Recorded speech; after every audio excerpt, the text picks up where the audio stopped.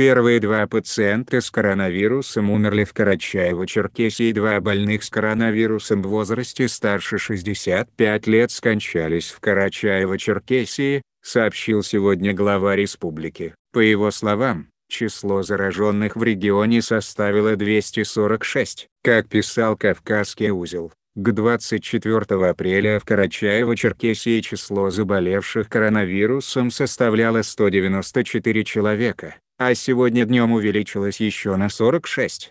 При этом республика с 240 зараженными заняла последнюю строчку среди регионов СКФО по числу заболевших. В Карачаево-Черкесии зафиксированы первые два летальных случая среди больных с подтвержденным диагнозом коронавирус.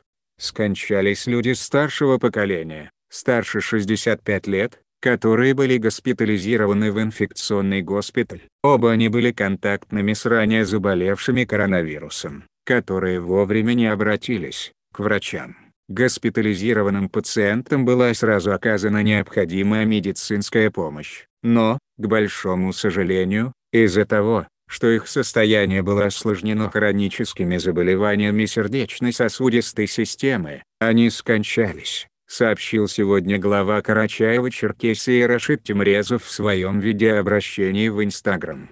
По его словам, на сегодняшний день в Карачаево-Черкесии лабораторно подтверждены 246 случаев заболевания. 4 пациента выздоровели. Под наблюдением врачей в инфекционных стационарах находится 95 человек, сказал глава региона. Он сообщил, что вскоре для больных коронавирусом начнет работать еще одно медицинское учреждение. Новое здание Черкесской городской поликлиники мы полностью перепрофилировали под инфекционный госпиталь на 200 мест, заявил Тимрезов.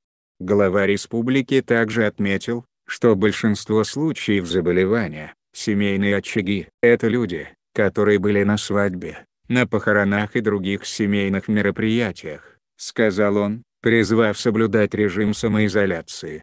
С 31 марта в Карачаево-Черкесии действует режим всеобщей самоизоляции, говорится в обновляемой справке Кавказского узла. Коронавирус добрался до Кавказа. На главной странице Кавказского узла размещена карта с указанием числа зараженных и умерших от коронавируса в регионах Юга России и странах Южного Кавказа. Карта обновляется 6 раз в сутки.